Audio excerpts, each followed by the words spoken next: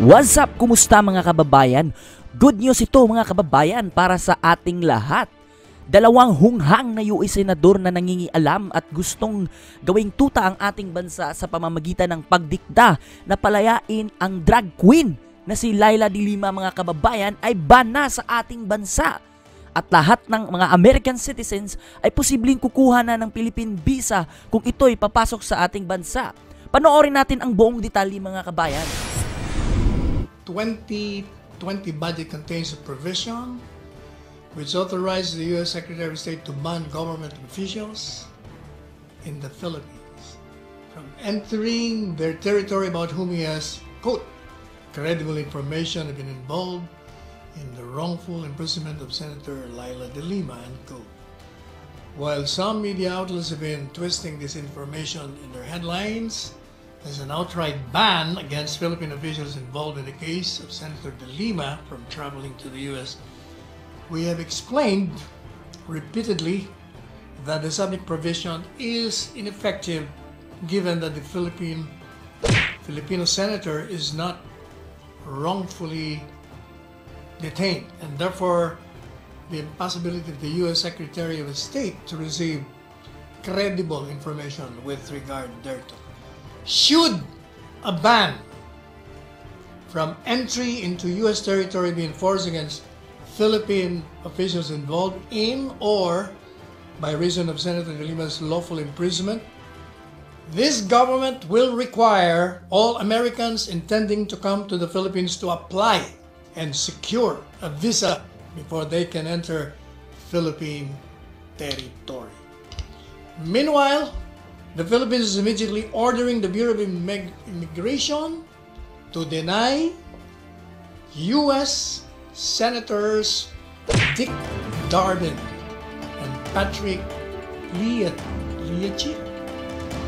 the imperious, uninformed, and gullible American legislators who introduced the subject provision in the 2020 budget entry in the Philippines.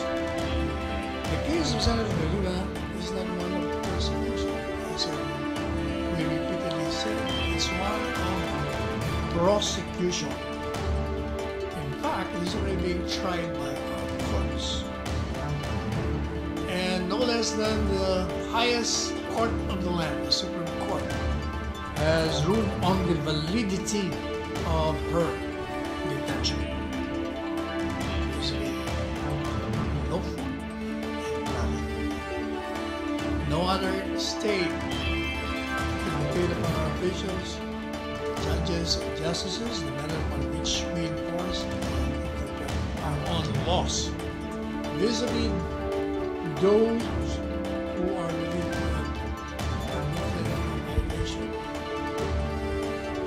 against us. We reiterate that the Philippines, and we address this specifically to the senators named as well as those who approve that provision, that we, the Philippines, is an independent and sovereign state, and it stands in parity with all other states, including the United States. And any form of pressure that is deemed or tantamount to an interference into our established justice system or other processes shall be reciprocated in accordance with our municipal law as well as public international law or the law of nations. In other words, we will not sit idly if they continue to interfere with our processes as a sovereign state. Question, MPC. Henry. Secretary, clarification lang. Kasi dito sa, nakalagay dito sa US Embassy website, US citizens planning to enter and visit the Philippines for 30 days or less do not need a visa prior to travel to the Philippines, provided provided their U.S. passport is valid until they have a valid return ticket. Anong ibig sabihin nun nito? Lahat lang, hindi lang po yung tourist visa? Yung tourist U.S. citizen na pupunta rito? Lahat. Lahat na? Kung i-enforce nila, yun ang kulatila doon. If they will enforce this provision in the U.S. budget, then we will be compelled to require all Americans entering into this country to secure a visa before they can Regardless of their entry. purposes? Regardless of their purposes, Secretary? Regardless. Thank you, Henry. Julie, pagkatapos si Joseph.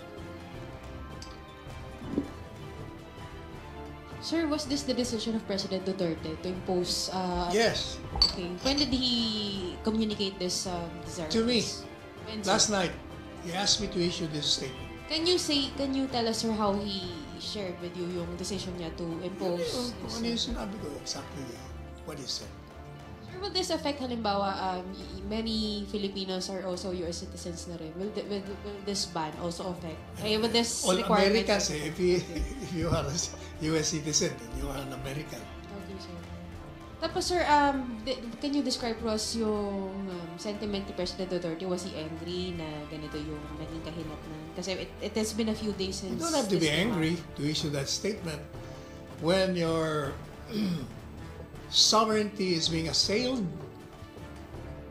If you're the head of a state, that is the natural course of action that one takes. Julie, ano? Joseph. Okay na, Joseph. Ina?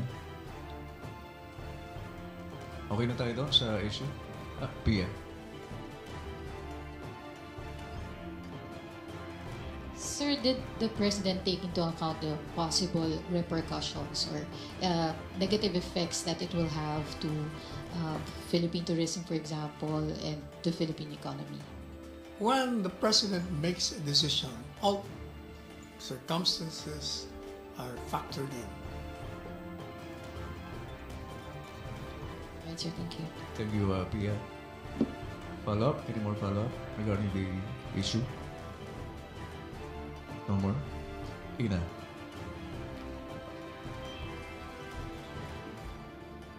Sir, is there any effort by the perhaps Department of Foreign Affairs to communicate with with U.S. officials about the president's sentiments about that law? I had that talk with the Secretary of Foreign Affairs. Okay, so the president didn't mention anything about Yeah. communicating with U.S. officials about it. Thank you, sir. Salamat, Ina. Other topic? MPC? No more? Julie?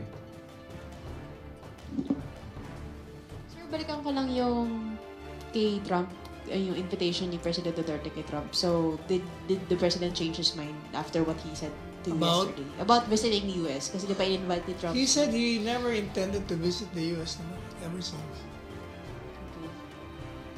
After, he said this last night. After na inutos. Repeatedly, many times, every time nakausap ko yun, naman ang sinasabi niya. Oh, sir. From the very beginning, di ba? During the campaign, sinabi niya na rin. But did he say, sir, if this latest development concerning the US budget provision made a dent on his whatever his desire If I remember correctly, he said he would respond to the letter invitation and decline.